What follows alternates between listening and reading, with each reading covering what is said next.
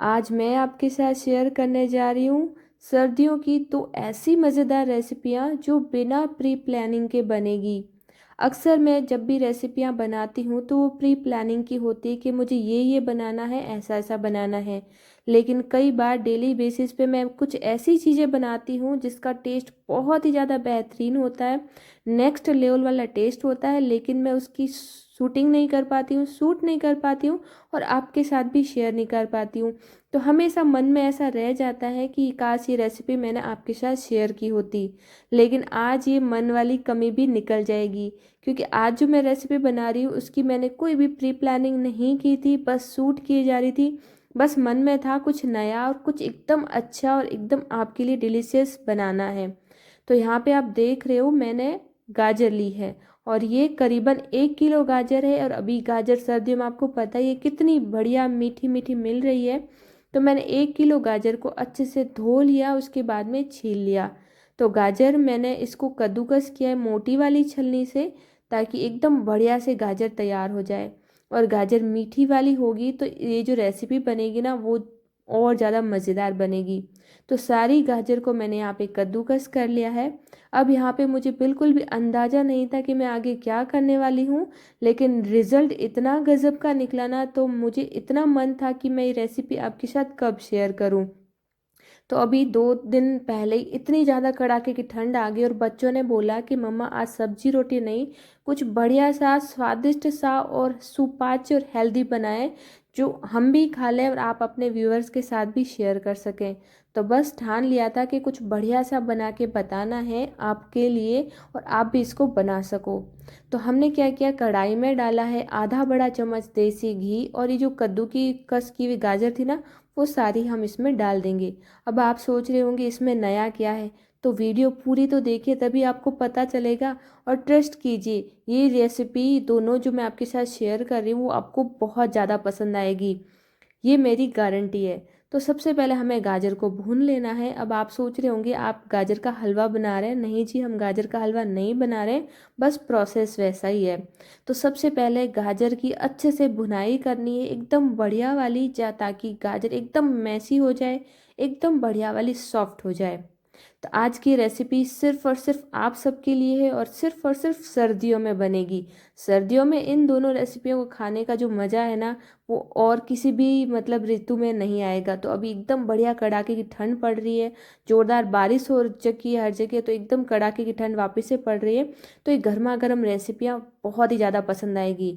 तो सबसे पहले तो हम बना रहे हैं गाजर की मिठाई जो बहुत ही ज़्यादा स्वादिष्ट लगती है। तो गाजर को इतना भूनना है कि एकदम मैसी हो जाए, सॉफ्ट हो जाए और आप इसके जो दाने हमने कद्दूकस किए थे ना, वो दिखना बंद हो जाए, मतलब एकदम मैसी मैसी सा लगे। जब ये बढ़िया से भुन जाए, तकरीबन 10 मिनट लग जाएंगे, तो अब आप इसमें डाल दीजिए चीनी। तो यहाँ पे इतनी गाजर के लिए मैंने 1 किलो गाजर के लिए 4 बड़े चम्मच कह सकते हो टेबल स्पून मैंने चीनी डाली है। ये मेरे शक्कर में जो चम्मच रखा है इसी से मैंने डाला है, क्योंकि मैं थोड़ी सी हमेशा मिठाई की जो मिठास होती है कम रखती हूँ। अगर आपको ज़्यादा चाहिए तो आप इसमें चीनी ज़्यादा भी डाल सकते हो, बेझिझक कोई दिक्कत नहीं है। अब क्योंकि हमने चीनी डाली है तो ये पानी रिलीज़ करेगा, अब फिर से हम भुनाई करेंगे। तो 10 मिनट हमने पहले पकाया है, 10 मिनट हम फिर से पकाएंगे इसको। और सारा ही लो मीडियम फ्लेम पे रहेगा जब तक कि चीनी का सारा पानी सूख नहीं जाता, एकदम ड्राई ड्राई हो जाएगी।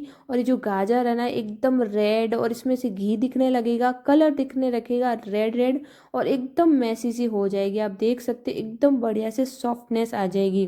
तब तक हम इसको अच्छे से पकाएंगे। और गाजर की क्वांटिटी भी एकदम मतलब हाफ हो जाएगी, एकदम मतलब कम कम सी आपको दिखने लगेगी, तब तक पकाए। मतलब मैं अंदाज़ा आपको नहीं बता पा रही हूँ, लेकिन कोशिश कर रही हूँ अपनी भाषा में आपको बता पाऊँ कि कितनी आपको पकानी, इतनी कि मुंह में लेते ही घुल सी जाए, आपको चबाने की जरूरत नहीं पड़े, इतनी बढ़िया से आपको पका लेनी है। तो यहाँ पे आप देख सकते हो गाजर में बिल्कुल भी आपको पानी नहीं दिख रहा है, एकदम मैसी हो चुकी है, बढ़िया हो चुकी है। बस अब आपको गैस की आंच को बंद कर लेना आराम से, क्योंकि गाजर हमारी पक चुकी है। अब 2 दिन पहले क्या हुआ था, मेरे पास था अच्छी खासी मात्रा में दूध, क्योंकि अभी सर्दियां हैं, दही लोग बच्चे कम खाते हैं घर वाले, तो दूध बच जाता है। तो मैंने क्या किया ना, उसका मावा बना के रख दिया। मैंने सोचा एक मिठाई सी बनाऊंगी तो बच्चों को पसंद आएगी।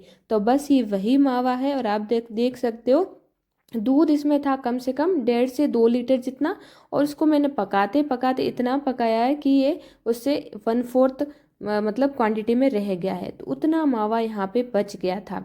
ठीक है, तभी मुझे आइडिया आया क्यों ना इसकी एक बढ़िया सी मिठाई बनाई जाए। तो यहाँ पे मावा मेरा मीठा है, मैंने मीठा करके रखा है, एक दिन पहले ही बनाया है। तो ये भी मैं आपको दिखा देती हूँ। अब मिठाई कैसे बनेगी वो आप देख लीजिए। जो आपने गाजर तैयार की है एकदम बढ़िया से पका करके, उसको आपको एक थाली में अच्छे से डाल देना है और अच्छे से फैला लेना है। तो गाजर की आप कंसिस्टेंसी देख के समझ गए होंगे ना कितनी बढ़िया से गाजर पकी हुई है।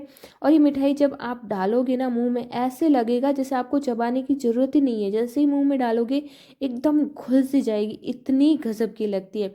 और टेक्सचर तो क्या ही कहूँ, आप खुद रिजल्ट देखिए और आप खुद कमेंट करके बताएंगे।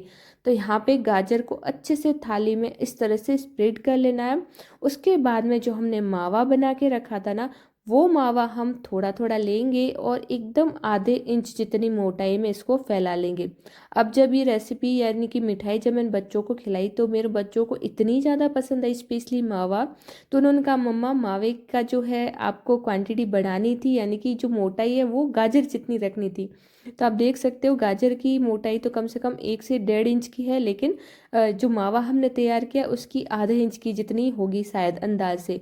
तो इतना तो काफ़ी होता है वैसे, लेकिन अगर आपको ज़्यादा चाहिए तो आप ज़्यादा मावा भी ऐड कर सकते हो। और घर का बना मावा है, एकदम प्योर शुद्ध दानेदार मावा है। तो इससे जो मिठाई बनेगी ना आपकी, क्या ही बताऊँ, मतलब नेक्स्ट लेवल वाली बनने वाली है, इतनी स्वादिष्ट है ना कि फ़ैन हो जाओगे आप खुद के ही। और घर वाले होंगे बच्चे होंगे वो अलग, एकदम हलवाई भी आपको ऐसी मिठाई बना के नहीं देगा। तो मैंने इसके टेक्सचर को और ज़्यादा सुंदर बनाने के लिए इस पे डाला है सिल्वर वर्क, थोड़े से पिस्ता की कतरन। पिस्ता में कोई भी टेस्ट नहीं होता है, लेकिन वो लुक वाइज बहुत ही ज़्यादा सुंदर लगता है। मिठाई है ना, मिठाई को और ज़्यादा अट्रैक्टिव बना देता है। तो जो है पिस्ता की कतरन इस पर डाली जाती है। तो मैंने भी थोड़ी सी पिस्ता की कतरन डाल दी, आप चाहे तो इस पर केसर वगैरह भी ऐड कर सकते हो। और यहाँ पे देखिए हमारा गाजर का कलाकंद बन के तैयार हो चुका है। मैंने इस रेसिपी को नाम दिया है गाजर का कलाकंद। बिल्कुल आसान स्टेप के साथ बनती है और क्या ही गजब की लगती है ना कि जो मेरा बेटा मीठा मतलब मिठाई का शौकीन नहीं है, उसे भी ये मिठाई बहुत ही ज़्यादा पसंद आई। अब इसको आपको सर्व कर कैसे करना है वो मैं दिखा रही हूँ। मैं इसको बीच से सेंटर से काट रही हूँ, आप चाहें तो किनारों से भी कट करके सर्व कर सकते हो। तो मैंने इसको स्क्वायर शेप में कट किया है और एक स्पैचुला की मदद से हम ये पीस निकालेंगे। तो यहाँ पे ये जो कलाकंद है ना, 2 कलर में बनेगा, रेड और वाइट या फिर क्रीम कह सकते हो। तो एकदम रबड़ीदार ये जो मावा हमने डाला है, नीचे एकदम मैसी गाजर है, दोनों का जब कॉम्बिनेशन बन के तैयार होता है ना तो एक नेक्स्ट लेवल वाली मिठाई बनती है। और कितनी गजब की लगती है ना, ये आप टेक्सचर देख के समझ सकते हो, एकदम सॉफ्ट मॉइस्ट मुंह में घुल जाने वाली। तो कलर देखिए, जब मैं थाली में से इसको निकाल रही हूँ, जो गाजर की महंगी से महंगी मिठाइयाँ होती ना वो भी इसके आगे फैल लगने लगेगी। और इसकी सबसे अच्छी बात क्या है, आप इस मिठाई को कम से कम 1 सप्ताह तक खा सकते हो, बिल्कुल भी ख़राब नहीं होती, एज इट इज़ वैसा ही स्वाद रहता है और बहुत ही ज़्यादा बढ़िया लगती है। वैसे तो 1 सप्ताह तक रहती ही नहीं है, एक ही दिन में ख़त्म हो जाएगी। इतनी गज़ब की बनती है और इतनी गज़ब की सभी को बहुत ज़्यादा पसंद आती है। तो चलिए अब तैयार करते हैं दूसरा पार्ट, जिसमें हम बनाएंगे मसालेदार एक रेसिपी, जिसको खाने के बाद आप कहोगे सच में रेसिपी हो तो ऐसी, सबसे आसान सबसे ज़्यादा डिलीशियस। तो यहाँ पे मैंने क्या किया था ना, मैंने एकदम फ्रेश दही में सूजी भिगा कर रख रखी थी कम से कम आधा घंटे पहले। तो दही एकदम गाढ़ा फ्रेश लीजिएगा, उसमें सूजी डालिएगा, उसमें डाल दीजिए ढेर सारी सब्जियां। तो मैंने डाला है बारीक कटा हरा प्याज, सॉरी सूखा प्याज, बारीक कटा हरी मिर्ची, बारीक कटा हरा धनिया, साथ ही मैंने ग्रेटेड चुकंदर डाला है, इससे एकदम बढ़िया वाला फ्लेवर और टेक्सचर आएगा। साथ ही डाला है सिर्फ 1.5 छोटा चम्मच नमक और ½ टीस्पून आप बेकिंग सोडा डाल दीजिए। और बस 2 छोटे चम्मच पानी डाल करके इसको अच्छे से मिला लीजिए। अब यहाँ पे जो रेसिपी बन रही है ना एकदम पिंकिश बनेगी, यानी एकदम पिंक हो जाएगी, क्योंकि हमने इसमें चुकंदर डाला है। और चुकंदर की ये रेसिपी अगर आप बच्चों को खिलाते हो ना तो बच्चों को तो पता ही नहीं चलेगा कि आपने इसमें भर भर के चुकंदर डाला है, क्योंकि ये रेसिपी रियल में बहुत ही ज़्यादा स्वादिष्ट बनती है। बिना घी तेल के बनती है। वैसे दोनों ही रेसिपियों में बहुत ही कम क्वांटिटी में घी तेल ऐड होगा, लेकिन दोनों ही का कॉम्बिनेशन बहुत ही गजब होगा। एक होगी एकदम मुंह में घुल जाने वाली मिठाई, तो दूसरी होगी एकदम क्रिस्पी करारी ये स्नैक्स जो हम बनाने वाले हैं। स्नैक्स भी नहीं है, एक प्रकार का नाश्ता है एकदम बढ़िया वाला। पूड़ी पराठा सब इसके आगे फेल हो जाएंगे, ये मेरी गारंटी है। तो सारी चीज़ों को अच्छे से मिला लेंगे। यहाँ पे आप सब्जियां जो भी आपको पसंद है ना वो डाल सकते हो, चाहे आप एकदम बारीक चॉप करके डालें या आप ग्रेट करके डालें, आपके ऊपर डिपेंड करता है। लेकिन हाँ, जब मीठा सोडा डालें ना तो इसको अच्छे से फेंटिएगा और कोशिश कीजिएगा 10 मिनट तक इसको ऐसे ही छोड़ दें। जितना आप इसको रेस्ट करने के लिए छोड़ेंगे ना इतना ही बढ़िया ये फर्मेंट होगा, इतना ही बढ़िया इसमें जाली बनेगी। अब मैंने यहाँ पे लिया एक नॉन स्टिक पैन, उसमें डाला है सिर्फ आधा छोटा चम्मच जितना घी। अभी जो मैं बेस बना रही हूँ वो ज़रूर से बनाइएगा, बिल्कुल भी स्किप नहीं करना है। इसके बिना ये जो रेसिपी है ना बिल्कुल अधूरी सी है। तो घी पे डालिए थोड़ा सा जीरा, थोड़ी सी राई, लाल मिर्ची पाउडर, थोड़ा सा नमक। घी तो हमने पहले ही डाल रखा है। उसके ऊपर डाल दीजिए ये एकदम बढ़िया वाला पिंक पिंक वाला बैटर जो हमने बनाया है सूजी सब्जी और एकदम बढ़िया वाले दही से। तो अब तक तो आप समझ ही गए होंगे कि इस बैटर से हम आज क्या बनाने वाले हैं। मैं आज वही रेसिपी बना रही हूँ जो मेरी पहले की वायरल रेसिपी है, बस मैंने इसमें कुछ नया डाला है। तो चुकंदर वही सेम रेसिपी है, वही टेक्सचर रहेगा और एकदम बढ़िया से बनती है। तो हम बना रहे हैं ये मसाला पैनकेक जो मेरे बच्चों को बहुत ज़्यादा पसंद है और मेरे को तो उनसे भी ज़्यादा पसंद है, सच बता रही हूँ।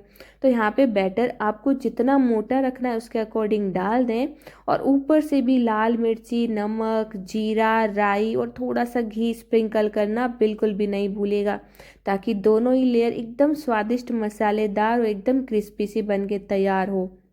ऊपर वाली लेयर की कोटिंग करने के बाद हम इसे बिल्कुल धीमी आंच पे पकाएंगे, जैसा कि हम हमेशा पैनकेक को पकाते हैं। जितना धीमी आंच रहेगा उतना ही बढ़िया से पैनकेक तैयार हो जाएगा। तो जैसा कि ये रेसिपी बिना प्री प्लानिंग के है, तो मैंने सिर्फ सूजी भिगो कर रखी थी। मुझे नहीं पता था कि मैं शाम को क्या बनाने वाली हूँ, लेकिन जब मुझे अंदाज़ा लगा कि मैं चुकंदर से क्या बना सकती हूँ, तो मैंने सोचा चलिए चुकंदर का पैनकेक बनाते हैं जो स्वादिष्ट के साथ साथ सुपर हेल्दी भी होता है। साथ ही जो बैटर आप देख रहे हो ना, इसकी खास बात यह है कि आप एक बार इसे बना कर रख दें, आप पूरे दिन में कभी भी इसको बना सकते हो। जब भी आपको मन करे गर्मा गर्म खाने का तब आप इसको फ्राई कर सकते हो। ये बैटर बिल्कुल भी ख़राब नहीं होता। अब जो हमने पैनकेक रखा था उसकी ऊपर वाली लेयर एकदम बढ़िया से सूख चुकी है, इसका मतलब नीचे वाली लेयर एकदम बढ़िया से पक चुकी है। तब आप इस पर अच्छे से घी लगाएं, घी से इसका टेस्ट और ज़्यादा बढ़ जाता है और ये हेल्दी भी होता है बच्चों के लिए। तो एकदम बढ़िया से ऊपर से घी लगा करके इसको धीमी आंच पे या फिर स्पैचुला की मदद से इसको आप टर्न कर लीजिए। नीचे वाली लेयर एकदम क्रिस्पी हो चुकी है, एकदम बढ़िया से सिक चुकी है। बस दूसरी वाली लेयर भी हमें इसी तरह से बढ़िया से सेक के तैयार कर लेनी है। तो ढक करके फिर से दूसरी तरफ से बढ़िया से सेक लीजिए। तो इसी तरह से आप ये फ्राई पैन बना सकते हो चुकंदर के, बहुत ही ज़्यादा बढ़िया लगते हैं। और जो हमने पहली रेसिपी बनाई थी मिठाई गाजर की कलाकंद, उसके साथ तो क्या ही गजब के लगते हैं। तो आप देख सकते हो टेक्सचर कितनी बढ़िया इसके अंदर जाली आई है, कितनी क्रिस्पी इसकी लेयर बनी है और खाने में तो बहुत ही ज़्यादा मज़ेदार लगते हैं। इस ब्रेकफास्ट को अगर आप बच्चों के लंच में डालेंगे ना तो वो भी खुशी खुशी खाएंगे, ये मेरा आपसे दावा है। और मेरे घर में तो ये रेसिपी जब बनती है ना तो गर्मा गर्म तो सबको पसंद आती है, ठंडी होने के बाद भी बहुत ही ज़्यादा मज़ेदार लगती है सबको, क्योंकि इसका टेस्ट बहुत अच्छा होता है। इसकी क्रिस्पनेस नहीं जाती है, वैसी ही रहती है और स्वाद भी वैसा ही रहता है। तो अक्सर मैं ब्रेकफास्ट या फिर डिनर में इसको बनाती ही बनाती हूँ। लेकिन आज का ये दोनों वाला कॉम्बिनेशन जिसमें हमने मिठाई और पैनकेक बनाया, इसकी तो मैं क्या ही तारीफ़ करूँ। आप खुद बना के ट्राई कीजिएगा, मस्ट ट्राई वाली रेसिपी है। और सबसे अच्छी बात, अगर आपको मास्टर शेफ ऑफ इंडिया में भी जाना है तो ये रेसिपी आप ट्राई कर सकते हो। कम सामान में, घर के सामान में इतना अल्टीमेट कॉम्बो आपको कहीं नहीं मिलेगा। तो आज की दोनों ही मज़ेदार रेसिपियाँ कंप्लीट हो चुकी है और ये थाली मैं मेरे बेटे के लिए लगा रही हूँ क्योंकि उसे भूख लग गई है और ये मैंने बनाया आज डिनर के टाइम। तो बहुत ही बढ़िया, पेट भर जाता है और बहुत ही स्वादिष्ट और एकदम नेक्स्ट लेवल वाली रेसिपियाँ।